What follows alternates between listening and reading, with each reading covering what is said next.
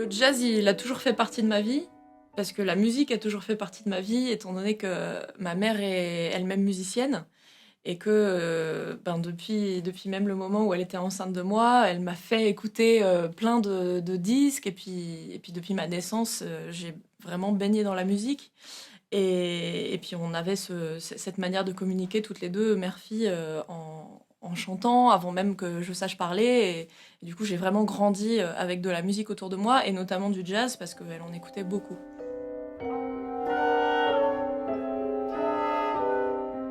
Pat Metheny, et notamment le Pat Metheny Group. Donc ça, c'est vraiment ce qui a rythmé mon enfance, on va dire.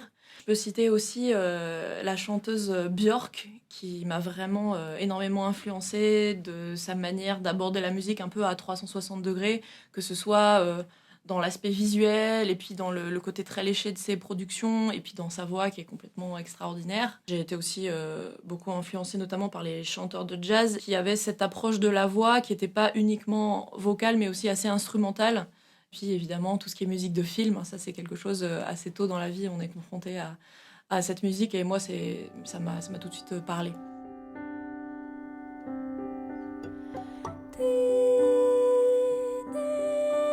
Jusqu'à un certain moment, j'avais pas vraiment fait le lien entre ça et le jazz.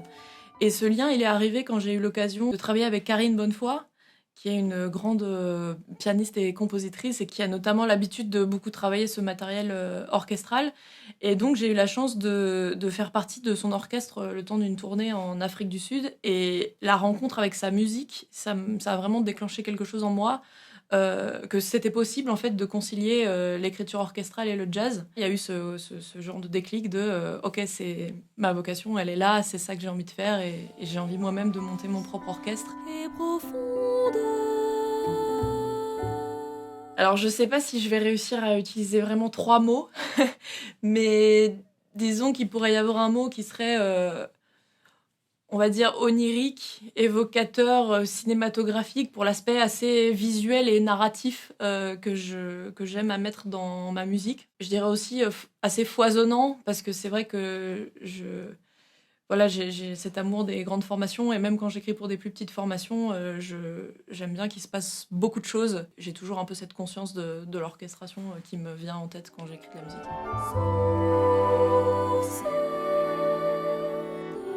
Chronologiquement, le premier rapport que j'ai eu avec la musique, il s'est plutôt situé au niveau de la composition. Je me suis jamais vraiment définie comme chanteuse quand j'étais plus jeune. Au départ, pour moi, le chant, ça devait être au service de l'écriture. Et c'est un peu comme ça que je concevais les premiers projets que j'ai montés. Et je dirais qu'après, j'ai eu un genre de retour de balancier, et j'ai eu besoin justement de monter un autre projet où la voix était vraiment au cœur de l'écriture, et du coup la voix, l'interprétation, le timbre, la sensibilité, le texte aussi. Et je pense que d'avoir exploré ces deux manières d'aborder la chose, ça fait qu'aujourd'hui j'ai vraiment envie de les faire se rencontrer un peu à part égale.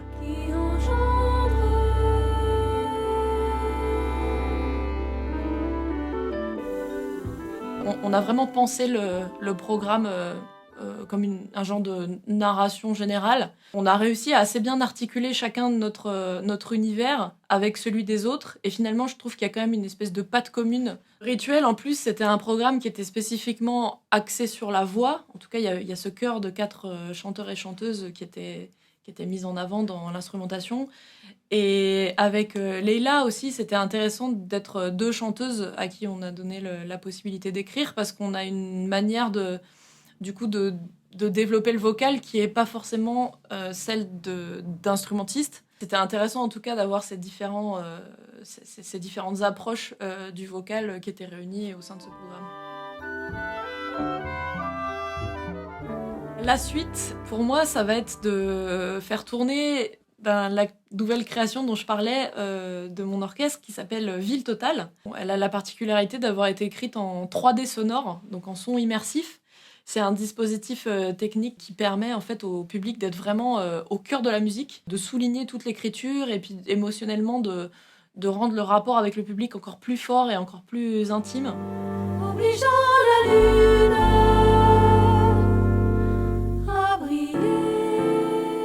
forcément, je vais citer, parce que j'en parlais tout à l'heure, un album du Pat Metheny Group, l'album Letter From Home. Je vais aussi dire l'album Still Life Talking, parce que c'est vraiment les 2 albums que j'ai écoutés en boucle pendant des années, des années, des années. Le fait d'avoir tellement écouté ça, c'est ça qui m'a appris l'harmonie, la mélodie, la musique, qui m'a développé mon oreille. Et du coup, même si je pense que depuis, je me suis un peu échappée vers d'autres horizons, il y a, à mon avis, encore des traces de cette écriture-là, de ces albums-là. Et voilà. Je dirais l'œuvre de Alain Damasio, et qui m'a beaucoup aussi influencée dans ce que j'écris. Et notamment, du coup, son livre plus science-fiction, La Horde du Contrevent. Et puis après, tous ces bouquins plus politiques, donc La Zone du Dehors et Les Furtifs.